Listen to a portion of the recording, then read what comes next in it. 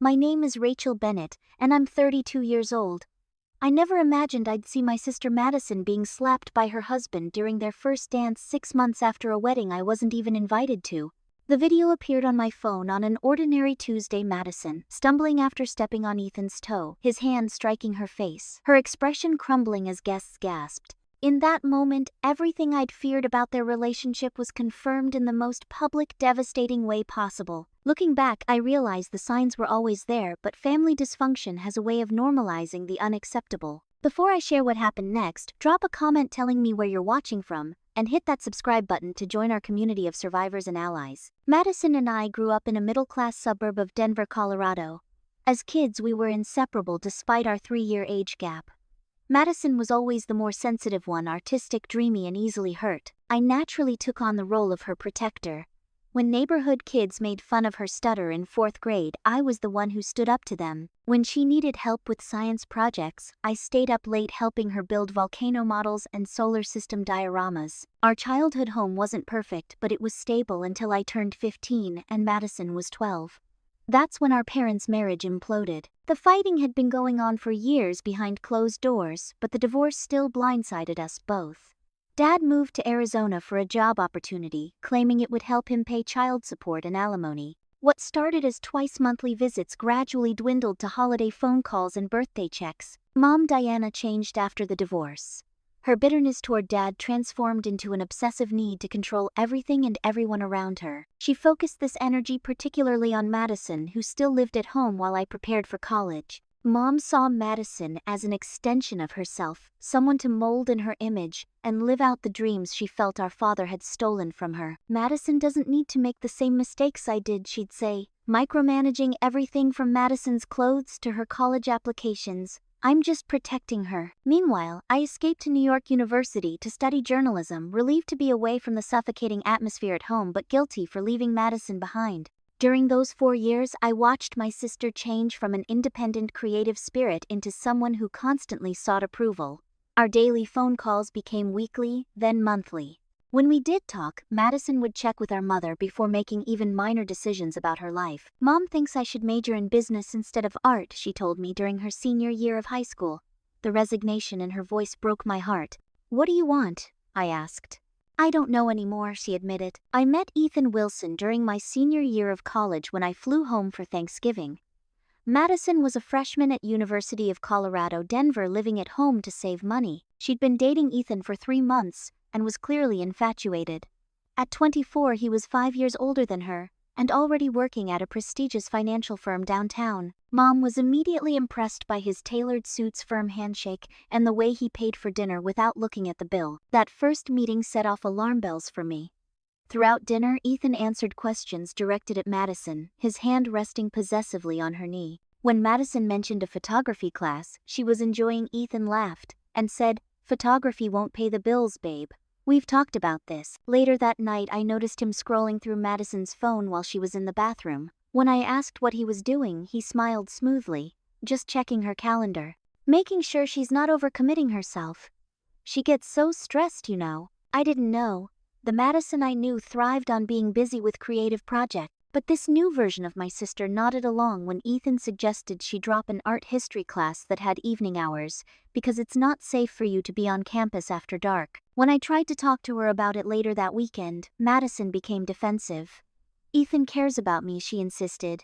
He's just protective because he loves me. The same words our mother used. The parallel wasn't lost on me. Over the next 2 years, I watched from a distance as Madison's world grew smaller. Her college friends stopped appearing in her social media posts.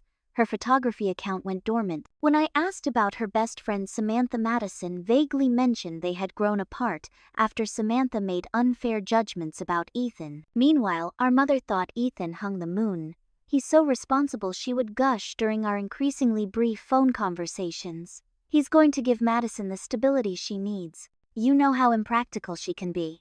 I built my life in New York, landing an entry-level position at a lifestyle magazine after graduation and slowly working my way up to feature writer. I dated, casually made friends, and created the independent life I'd always wanted. But with each visit home, the distance between Madison and me grew larger. She looked thinner, quieter, her formerly vibrant wardrobe replaced with muted colors that Ethan preferred. "They're more professional," she explained when I commented on a particularly bland sweater set she wore to Christmas dinner. What hurt most was watching her doubt herself constantly. The sister who once stayed up all night working on passion projects now second-guessed every decision, her eyes darting to Ethan for approval before she spoke. And he was always there, his arm around her shoulders, his presence constant and stifling. The breaking point came during Thanksgiving dinner 3 years ago. I'd flown home despite a looming deadline because I hadn't seen Madison in months. She'd been canceling our video calls at the last minute, always with vague excuses about being busy or not feeling well. Madison looked exhausted when she and Ethan arrived at our mother's house. Dark circles shadowed her eyes, and she'd lost so much weight that her clothes hung from her frame. But what alarmed me most was how she flinched when Ethan reached for her hand, a tiny, almost imperceptible movement that he pretended not to notice. Throughout dinner, I watched their dynamic with growing unease. Ethan filled Madison's plate, telling her what she could and couldn't eat. "No mashed potatoes for you, babe. Remember we talked about cutting back on carbs?" Madison nodded silently, though I remembered how much she'd always loved our mother's garlic mashed potatoes. The conversation turned to Madison's job at a local gallery, a position she'd been excited about when she started 6 months earlier. She briefly lit up, describing a new exhibition she was helping to organize. "Actually," she said, "the gallery director mentioned I might be able to curate my own small show next year. She likes my eye for emerging artists and—" Madison. Ethan interrupted, his tone condescending. "We've discussed this. The gallery job was fine for now, but it's not a real career. Once we're married, you'll need to focus on more important things." "What could be more important than my sister's passion?" I asked, unable to stay quiet any longer. Ethan's smile didn't reach his eyes. "Family, of course. Supporting my career. Creating a home. Madison understands that, don't you, babe?" Madison stared at her plate. "Ethan works so hard. His job is more demanding than mine." "That doesn't mean your work isn't valuable," I insisted. "You've always been talented. Remember when you won that photography contest in high school? Your work was displayed in the Denver Art Museum." "That was a student exhibit," Ethan dismissed with a wave. "Hardly the same as real art." "It was a statewide competition," I corrected him. "And the judge was from the New York Times," Rachel, our mother, warned. "Ethan is just being practical. Not everyone can chase artistic dreams forever." "It's not about chasing dreams," I said. "It's about Madison having her own identity, her own passions." "When was the last time you even picked up your camera?" I asked my sister directly. Madison looked trapped. "I've been busy with other things." "What things?" I pressed. "The things Ethan wants you to do." "That's enough." Ethan's voice hardened. "You don't know what Madison wants. You've been gone for years playing big city journalist while Madison and I built a real life here." "A real life?" I laughed incredulously. "You mean a life where you control everything she does, where she has to check with you before ordering at a restaurant, where she gives up everything she loves?" "Rachel," my mother stood up, her face flushed. "You will not speak to Ethan that way in my house. He's been nothing but good to Madison." "Has he?" I turned to Madison. "Are you happy, Maddie? Truly happy?" For a moment, something flickered in Madison's eyes, recognition, maybe even gratitude, but it vanished as quickly as it appeared. "You're jealous," she whispered the words clearly, not her own. "You've always been jealous because I found someone who loves me and you're still alone." The accusation stunned me into silence. Madison had never spoken to me like that before. "I think it's time for you to leave," our mother said coldly. Ethan smiled triumphantly. "Always causing drama, aren't you, Rachel? Maybe this is why you're not invited to more family gatherings." I looked at Madison, willing her to defend me, to remember the sister who had always protected her. But she stared at the table, silent tears tracking down her cheeks. "Madison," I said quietly, "you know where to find me if you need me. Always." I left that night, checking into an airport hotel and changing my flight to the earliest departure the next morning. I sent Madison multiple texts over the next few days, but her responses were brief and formal. "I'm fine." Ethan explained everything to me. "Please respect our relationship. I don't want to discuss this anymore. You don't understand what love looks like. Maybe we need some space." I reached out to Samantha, Madison's old college roommate, hoping to gain some insight. We met for coffee during my next visit to Denver, when Madison and Ethan were conveniently busy. "I haven't talked to Madison in over a year," Samantha confessed, looking troubled. "Ethan didn't like me, said I was a bad influence because I encouraged her photography trips. The last time we hung out, he called her 17 times in 2 hours, demanding to know exactly where we were and who we were with." After that, she just stopped returning my calls. Has he ever? I couldn't bring myself to finish the question. Samantha shook her head. I never saw anything physical if that's what you're asking. But the control, the isolation, the way he made her feel worthless without him.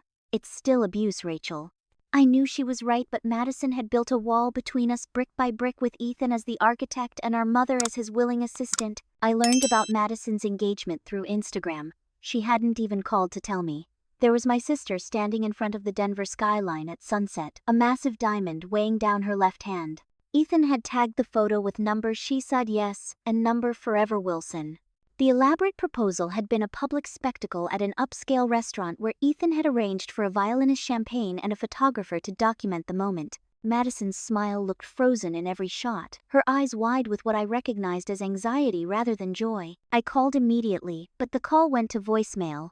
I left a warm, supportive message, swallowing my concerns to say what a sister should say. I'm so happy for you. Call me when you can.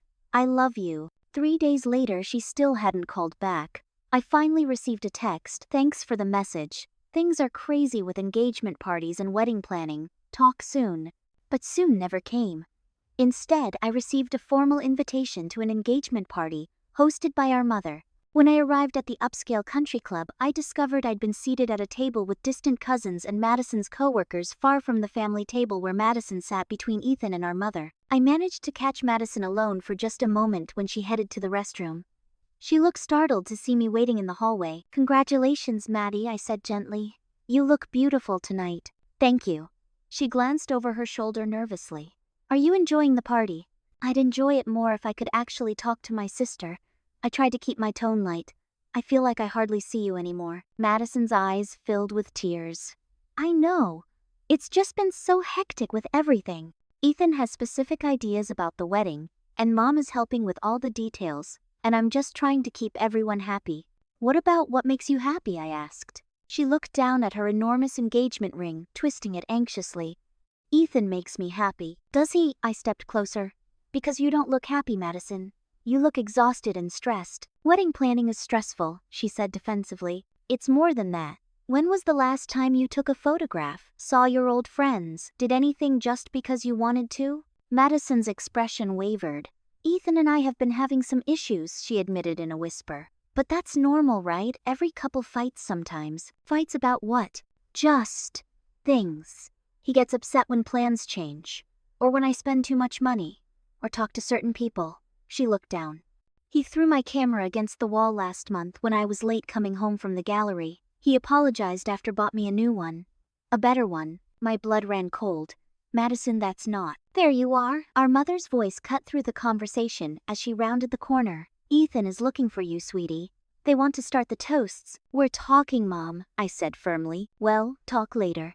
This is Madison's special night, and her fiancé is waiting. She took Madison's arm, guiding her away. By the way, the wedding planner needs final numbers next week. You can bring a +1, Rachel. Maybe you'll meet someone nice.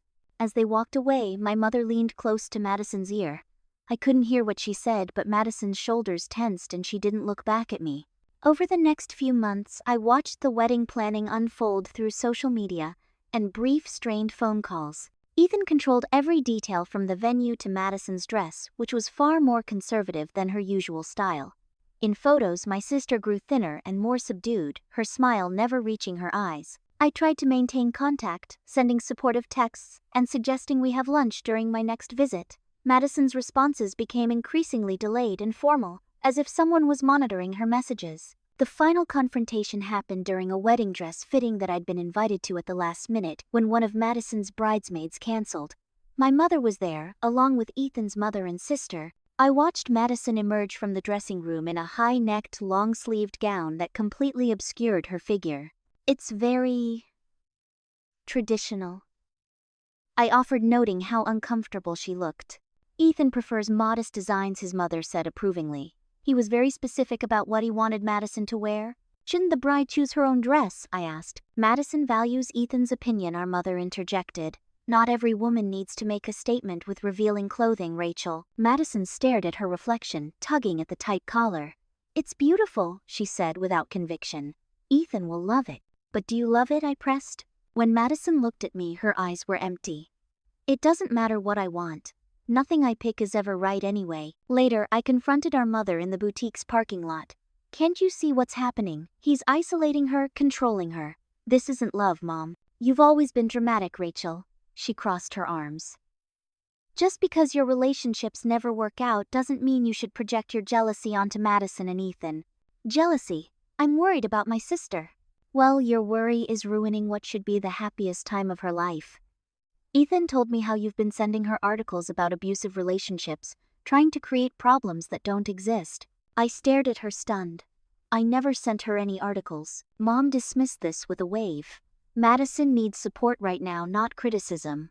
If you can't be happy for her, maybe it's better if you keep your distance until after the wedding. 2 days later, I received an email that shattered my heart.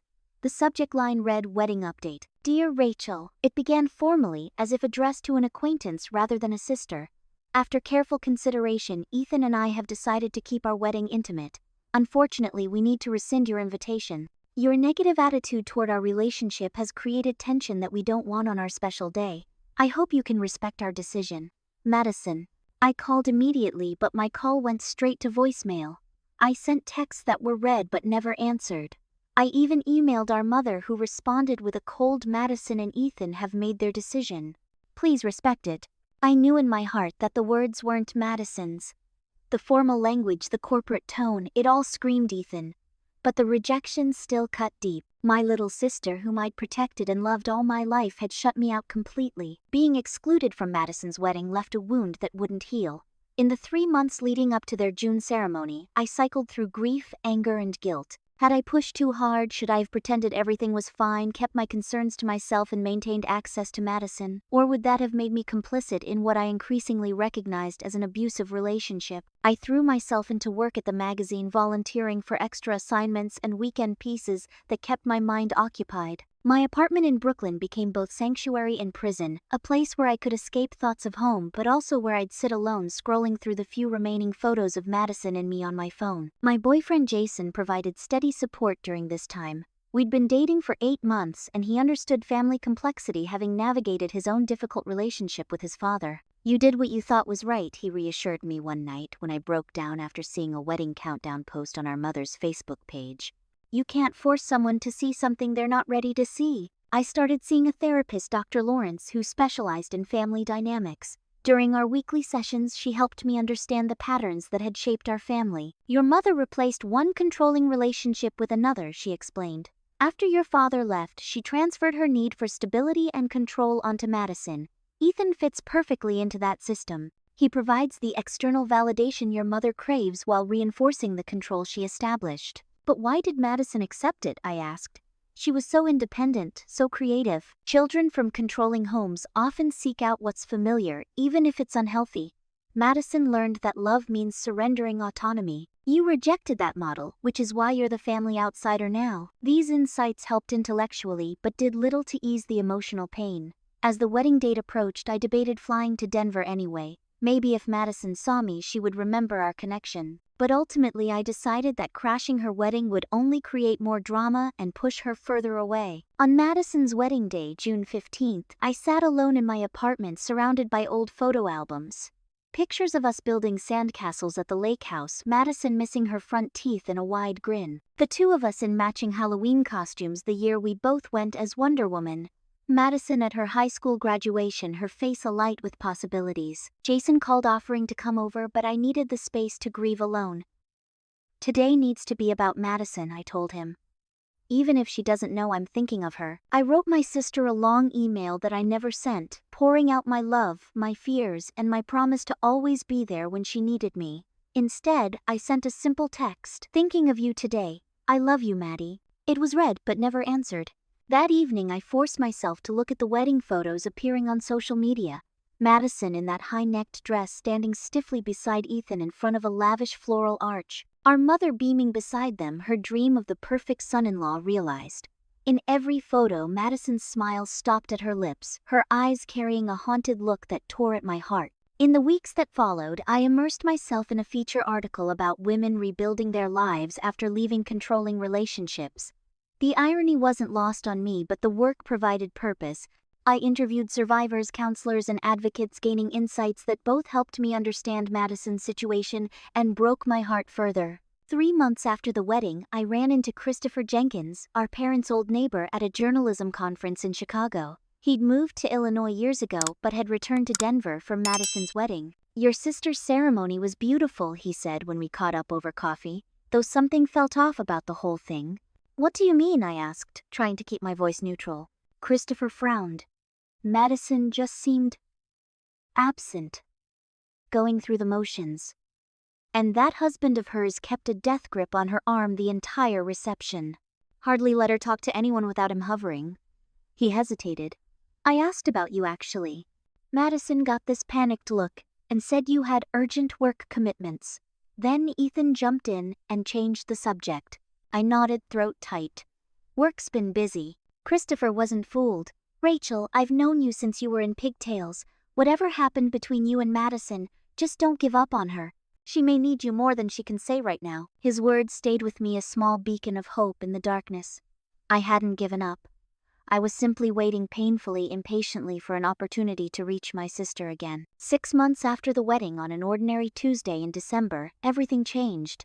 I was at my desk at the magazine finishing an article about winter wellness trends when my phone exploded with notifications. Texts from old high school friends, college roommates, even my father, who rarely communicated beyond holiday pleasantries. "Have you seen it?" they all asked in various ways. "Are you okay? Is Madison safe?" Confused, I opened the link that 3 separate people had sent. It led to a TikTok video that had already accumulated over 2 million views in less than 24 hours. The caption read, "Groom slaps bride during first dance number, wedding fail number, red flags number, domestic violence." My heart pounded as I pressed play. The shaky footage showed Madison and Ethan during their first dance. The setting was elegant string lights, a live band, champagne glasses glinting in the background. Madison looked beautiful but fragile in her wedding gown, following Ethan's lead as they moved across the floor. Then it happened. Madison stumbled slightly, her dress hem catching under her heel. She stepped on Ethan's foot, his face contorted with fury, and before anyone could react, his right hand connected with her cheek in a sharp slap that echoed through the venue's sound system. Gasps rose from the guests. Madison's head snapped to the side, her hand rising instinctively to her reddening cheek. But what haunted me most was what happened next. Ethan leaned close to her ear, smiling for their audience, while whispering something that made Madison's face crumple before she forced a trembling smile. The dance continued as if nothing had happened, though Madison now moved like a terrified marionette. The video cut to the shocked faces of guests before ending. I played it again, then a third time, my entire body cold with horror and rage. The comment section overflowed with outrage. Did he seriously hit her in public at their wedding? If he does this with hundreds watching what happens behind closed doors, someone please tell me this bride is okay and away from him now. My hands shook as I tried to call Madison. Straight to voicemail. I tried our mother. Same result. I called Ethan's parents, the wedding venue, even distant relatives, anyone who might have information about Madison's whereabouts and safety. No one answered, or if they did, they claimed not to know anything, their voices tight with embarrassment or defensiveness. "Jason," I gasped when my boyfriend answered his phone. "I need to go to Denver. Now." To his credit, Jason asked no questions. "I'll book you on the next flight. Pack a bag. I'll pick you up in 20 minutes. While he searched for flights, I called my editor requesting emergency personal leave. The entire office had seen the video by then. "Take all the time you need," she said. "And Rachel, bring your sister back with you if you can." The 5-hour journey to Denver was excruciating. I replayed the video dozens of times, scrutinizing details. I'd missed how Madison had already flinched before Ethan's hand connected, suggesting this wasn't the first time. The way several male guests had started moving toward them before the video cut off. The wedding planner's horrified expression as she froze mid-step, clipboard clutched to her chest. My flight landed at 9 p.m. I rented a car and drove straight to Madison and Ethan's house in an upscale Denver suburb. The house was dark, no cars in the driveway. I rang the doorbell repeatedly, then pounded on the door until a neighbor poked his head out. "They left this morning," he called, "packed up a car and took off. Something about a family emergency." Next, I drove to our mother's house, desperate for information. Lights glowed behind drawn curtains. I pounded on the door. "Mom, it's Rachel, open the door, we need to talk about Madison." I heard movement inside but no answer. Finally, my mother's voice came through the door sounding strained. Rachel, go home. This isn't a good time. Not a good time. The entire internet just watched Ethan assault Madison. Where is she? Is she safe? This is exactly why I'm not opening the door. You always blow things out of proportion. The video was taken out of context. I couldn't believe what I was hearing. Out of context? There's no context where hitting your wife is acceptable. It was an accident. Madison stumbled, and Ethan was trying to steady her. Some troublemaker edited the video to make it look worse than it was. The denial was stunning. Mom, I saw it with my own eyes. So did millions of other people. Ethan slapped her hard. Where is Madison now? She and Ethan are taking some time away from all this unnecessary drama. The internet mob is threatening him, calling his workplace. Their privacy has been invaded because some wedding guest decided to post a misleading video. Mom, I pressed my forehead against the door, please. I'm scared for her. Just tell me if she's safe. She's with her husband where she belongs. Go home, Rachel. You're only making things worse. I returned to my rental car and sat there fighting tears of frustration. I'd flown across the country and still couldn't reach Madison. I had no idea if she was in danger being forced to flee with her abuser, or if she was truly taking time away voluntarily. As I scrolled through my phone, desperate for any contact who might help, a text appeared from an unknown number. Madison is safe. I'll call you tomorrow. Delete this message. I stared at the cryptic text, hope and fear battling within me. Who had sent it? Was it a cruel prank from someone who had seen the video, or was Madison truly safe? Unable to do anything more that night, I checked into a hotel near the airport, my mind racing with worst-case scenarios as I waited for morning and the promised call. The call came at 7:13 a.m., jolting me from a fitful sleep. The unknown number flashed on my screen. Hello, I answered immediately. Rachel, it's Samantha, Madison's old roommate. My heart leapt. Samantha, your text, is Madison really safe? Yes, she's with me. We're at my parents' cabin in Estes Park. Can you meet us? I'll text you the address, but please make sure you're not followed. Followed, Samantha. What's going on? Madison will explain everything. Just come alone, okay? She's not doing great. I drove the winding mountain roads to Estes Park, with my stomach in knots, checking my rearview mirror obsessively, though I had no reason to believe anyone would follow me. The cabin sat nestled among pine trees at the end of a gravel driveway, a rustic retreat with smoke curling from its chimney. Samantha met me on the porch, her expression grim. We'd only met a few times over the years, but she hugged me tightly. Thank you for coming so quickly. She's been asking for you. How bad is it? I whispered. Samantha's eyes filled with tears. Worse than we thought. Much worse. She led me inside to the cabin's small living room. Madison sat on a worn leather couch wrapped in a quilt despite the roaring fire. My sister had always been slender, but now she looked hollowed out, her collarbone jutting sharply above her oversized sweater. Her hair, once thick and shiny, hung limp around her pale face. What stopped me cold was the fading bruise around her right eye, yellowish purple, at least a week old. Different from the slap in the video. Maddie, I whispered, my voice breaking. She looked up, her eyes filling with tears. Rachel. You came. I crossed the room and gathered her in my arms, feeling her bones through the layers of clothing.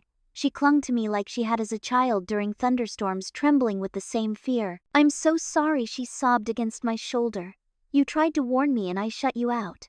I believed him when he said you were trying to control me. I believed Mom when she said you were jealous. I'm so stupid. No, I held her tighter. You're not stupid, Maddie. You were manipulated by people who should have protected you. We sat together on the couch, Madison gradually sharing the full story as Samantha made tea and gave us space. The abuse had started subtly, criticisms disguised as concern, isolation framed as protection. Ethan's control had tightened gradually like a noose. Madison didn't recognize until it was choking her. He monitored my phone, she explained, her voice hollow. Installed tracking software. Said it was for my safety, but really it was to make sure I never went anywhere without his permission. He checked my texts, my emails. That's why I couldn't respond to you. He saw everything. The uninvite to the wedding, I said. That wasn't really from you, was it? Madison shook her head, fresh tears spilling. He dictated it. Made me send it from my email so you'd believe it. Said you were poisoning me against him, that I had to choose. She looked down at her hands, which hadn't stopped trembling. Mom agreed with him. She said I needed to prioritize my marriage, that sisters grow apart when one gets married. I knew it was wrong, but by then I was afraid all the time. Afraid of what? Madison pushed up her sleeve, revealing fingerprint bruises on her arm. It started with grabbing, shoving. After we got engaged, he punched a wall beside my head when I talked about postponing the wedding. Said if I embarrassed him, he'd make me regret it. And Mom, did she know? She saw the signs but explained them away. When I showed up with a bruised wrist last Thanksgiving, she said I was clumsy. When Ethan monitored my food and criticized my weight, she called him health conscious. She was so invested in the idea of my perfect marriage that she couldn't admit what was happening. The slap at the wedding had been a turning point, though not an immediate one. Guests had been shocked, but Ethan smoothly attributed it to wedding day stress and too much champagne. He'd made a tearful public apology, claiming the pressure of the day had overwhelmed him. Most people, including our mother, had accepted this explanation. But things got worse after that, Madison continued. The public mask slipped more often. He was furious about the attention from the wedding, convinced someone had intentionally made him look bad. He took it out on me when we were alone. The viral video had been Ethan's breaking point. Someone Madison still didn't know who had posted the footage to TikTok, where it exploded overnight. Suddenly, Ethan's carefully constructed image was crumbling. His workplace received complaints. Friends started asking uncomfortable questions. He was in a rage when he saw the video, Madison whispered. Destroyed my phone, threw furniture. Said I'd planned it somehow, that I was trying to ruin him. She touched her fading black eye. That's when I knew I had to leave or he might kill me. She'd escaped while Ethan was in an emergency meeting with his company's PR team. With no phone and no access to their joint accounts, she'd walked 6 blocks to a coffee shop where Samantha worked part-time. Samantha had immediately closed up shop, driven Madison to collect essential documents from a hiding place she'd created months earlier, and brought her to the family cabin. She saved my life, Madison said, squeezing Samantha's hand. I should have listened to both of you a long time ago. Guilt washed over me in waves. I should have tried harder to reach you. I gave up too easily. No, Madison said firmly. He would have just isolated me more completely. I had to see it for myself. She looked down. I was ashamed, embarrassed that my big sister had been right all along, that I'd fallen for someone so evil. Evil hides behind charm, I said softly. That's how it survives. We spent hours talking, years of separation dissolving as Madison gradually revealed the full extent of her nightmare. Ethan's financial abuse, restricting her access to money, running up debt in her name. The constant surveillance. The sexual coercion. The methodical dismantling of her self-worth and independence. I don't even know who I am anymore, she admitted as evening fell, casting long shadows across the cabin floor. The Madison you knew disappeared piece by piece. I don't know if she can come back. I took her hands in mine. She's still there, and we're going to find her again together. We made a plan. Madison would stay with Samantha until I could arrange a flight back to New York for both of us. We'd consult with a lawyer about divorce proceedings and a restraining order. Most importantly, Madison would begin therapy to rebuild her sense of self and safety. What about Mom? Madison asked, her voice small. I sighed. I don't know. She's deeply invested in denying what's happening. But we have to prioritize your safety right now. Mom will either come around or she won't. Madison nodded, exhaustion evident in every line of her body. I'm scared, Rachel. Ethan won't let me go easily. I squeezed her hands. You're not alone anymore. We'll figure this out together. As Madison finally fell asleep that night, I sat watching the rise and fall of her chest, a fierce protectiveness washing over me. The sister I'd failed to protect was giving me a second chance. This time I wouldn't let her down. The next morning, Madison and I drove back to her house to collect essential belongings. Samantha stayed at the cabin, ready to call police if we didn't check in within 2 hours. We timed our visit for when Ethan would normally be at work, but my stomach clenched with anxiety as we pulled into the driveway. Madison's hands trembled so badly she couldn't fit her key in the lock. Let me, I said gently, taking the key. Inside the house told its own story of abuse. Holes punched in walls hastily covered with framed photos. An expensive vase glued back together. Everything immaculate, as if maintaining perfect order could prevent Ethan's rage. He gets angry if anything is out of place, Madison explained, moving efficiently through the rooms. I used to spend hours cleaning before he came home, trying to prevent incidents. We packed quickly, clothes, financial documents Madison had hidden throughout the house, her passport and the external hard drive containing her photography portfolio. She moved with the hypervigilance of someone accustomed to danger, constantly checking the time and jumping at small noises. We were loading the last suitcase into my rental car when a black SUV screeched into the driveway, blocking our exit. Ethan emerged, his handsome face contorted with fury. "What the hell is this?" he demanded, striding toward us. "Madison, get back inside. Now." Madison froze beside me. I stepped between them, my phone already recording in my pocket. "She's not going anywhere with you, Ethan. We're leaving." His professional mask slipped completely, revealing the monster beneath. "This is none of your business, Rachel. This is between me and my wife. Your wife has bruises all over her body. That makes it my business." Ethan laughed coldly. "She's clumsy. Always has been. Tell her, Madison. Tell your sister what really happens when you don't listen." Madison trembled but stood her ground.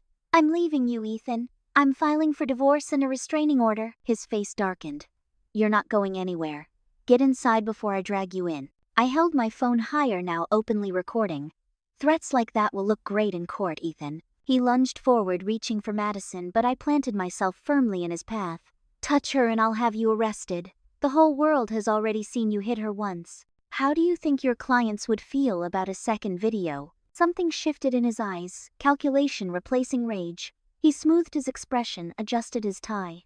"Madison, baby, this is all a misunderstanding. I know I've made mistakes, but I love you. Your sister is trying to come between us just like I always said she would." Madison shook her head. "It won't work anymore, Ethan. I see you now. The real you. Think about what you're doing," he urged, his voice softening to the manipulative tone I recognized from our first meeting.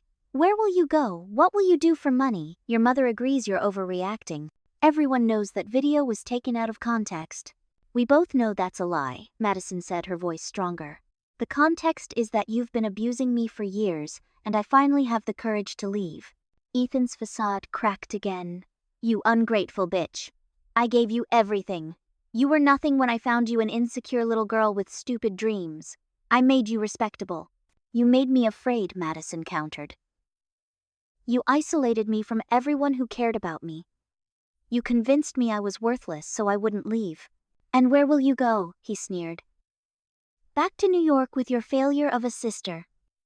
Good luck building a life with no money, no career, and no husband. You'll come crawling back within a month."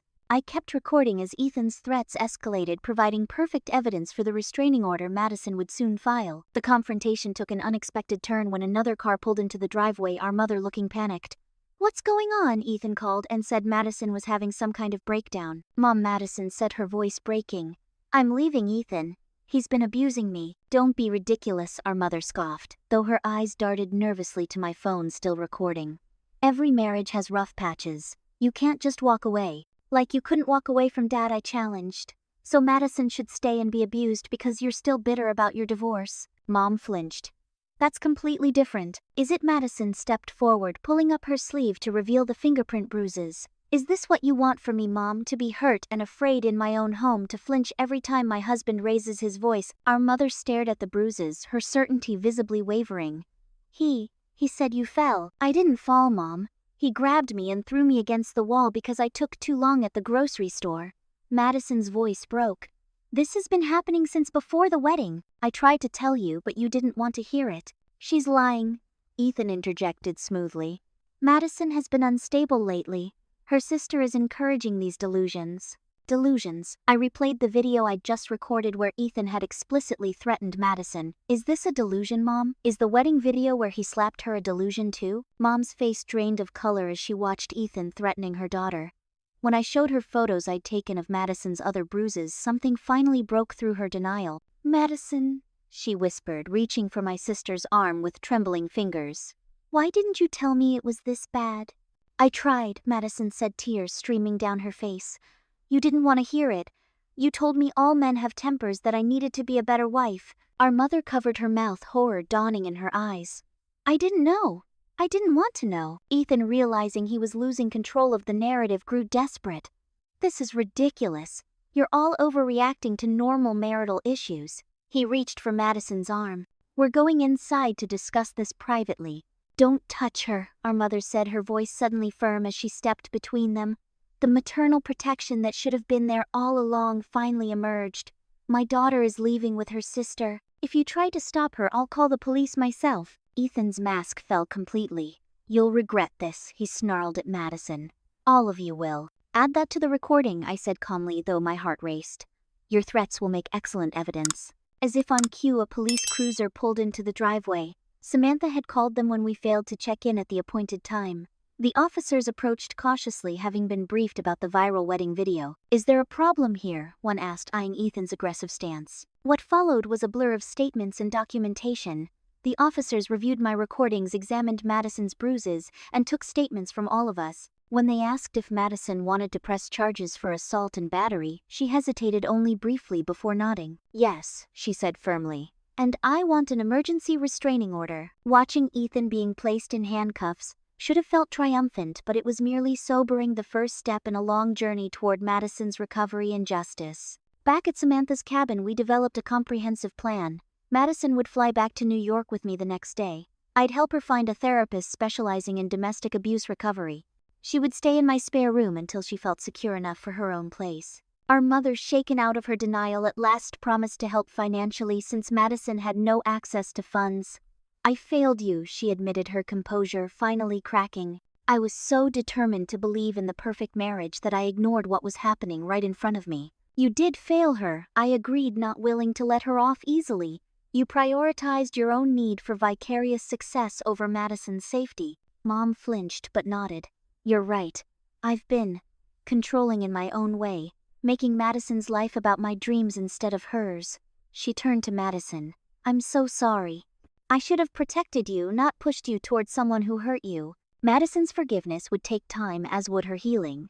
But as we finalized our plans, the restraining order, the divorce filing, therapy appointments, New York logistics, I saw glimpses of my sister returning. When she suggested documenting her recovery through photography, I knew the essential Madison was still there, waiting to emerge from the trauma. The next morning, as we prepared to leave for the airport, Madison stared out at the mountains, her expression pensive. I keep asking myself how I let this happen. I used to be so strong, so independent. Abuse happens gradually, I said. By the time you recognize it, you're already trapped. I should have listened to you, and I should have fought harder to reach you, but we're here now together. I squeezed her hand. That's what matters. Madison nodded, a fragile smile forming. I'm scared of starting over, but I'm more scared of who I was becoming with him. You don't have to figure it all out right away, I promised. We'll take it one day at a time. As our plane lifted off from Denver, Madison leaned her head against my shoulder, exhausted but finally free. The road ahead would be difficult: legal battles, emotional recovery, rebuilding a life. But for the first time in years, hope felt possible again. 1 year after Madison left Ethan, we sat on my Brooklyn apartment rooftop, watching the sunset paint the Manhattan skyline in shades of gold and pink. Madison was taking photos, her camera a passion reclaimed, never far from reach these days. 3 months in my own place, she mused, adjusting her lens to capture the fading light. Still feels strange sometimes, making decisions without checking with anyone. Good strange or bad strange, I asked. Good, definitely good. She smiled, the expression now reaching her eyes. Terrifying too, but in the right way. The year had been challenging but transformative. Madison had spent 9 months living in my spare room, gradually rebuilding her identity and independence. Therapy 3 times a week at first, then twice, working through the trauma and recognizing the patterns that had made her vulnerable to Ethan's manipulation. The divorce had been finalized 6 months earlier. Ethan had fought it viciously until his lawyer advised him that contesting it would mean more publicity about the abuse. The restraining order remained in place, and Ethan had eventually moved to Chicago, unable to salvage his reputation in Denver after the viral video and subsequent revelations. Madison had found work at a small gallery in Brooklyn where her eye for emerging talent was already earning recognition. She'd started dating again recently, cautiously on her terms, and had reconnected with old friends who welcomed her back without judgment. Our relationship with our mother had evolved too. Diana had followed through on her promise to help financially during Madison's transition, but more importantly, she'd begun her own therapy to understand her controlling tendencies and how they had contributed to the situation. Mom called today, Madison said, lowering her camera. She's thinking of selling the house, getting a condo downtown. Says the house feels too empty, too full of mistakes. That's a big change for her, I observed. She's been in that house since before we were born. People can change if they want to badly enough. Madison turned to me. She asked about visiting next month. I said yes. Are you sure you're ready for that? Madison nodded. We're different now, all of us. I'm not the daughter who needs her approval anymore, and she's learning to see me as an adult with my own path. She smiled wryly. Plus, she's bringing those cookies I like. We laughed together, the sound carrying across the rooftop. These moments of lightness had become more frequent small victories in Madison's healing journey. You know what I realized in therapy last week, Madison said, turning serious. Mom trained me to accept control as love. She thought she was protecting me, but she was just making me the perfect victim for someone like Ethan. I nodded. Dr. Lawrence said something similar. About how children from controlling homes often confuse love with domination. The difference is that you rejected that model. You left home, built your own life.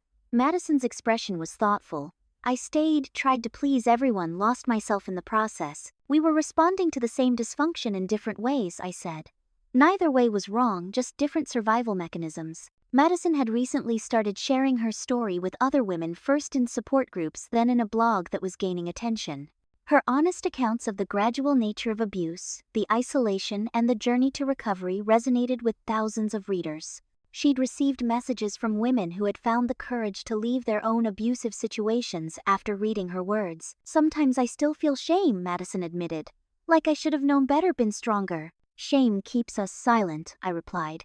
Speaking your truth dismantles it, not just for you but for everyone who hears it. She nodded, picking up her camera again. That's why I keep telling my story.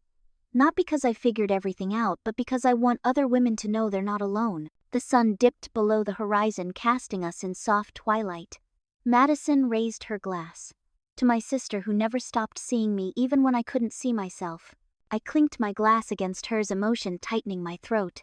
To both of us for finding our way back to each other. As darkness fell over the city, Madison took one last photograph, not of the skyline but of us, our heads together, smiling. The selfie wasn't perfect, slightly blurry, our faces half in shadow, but it captured something essential. Two sisters reconnected, facing forward together. Family bonds can break under pressure, but they can also be reformed stronger at the mended places.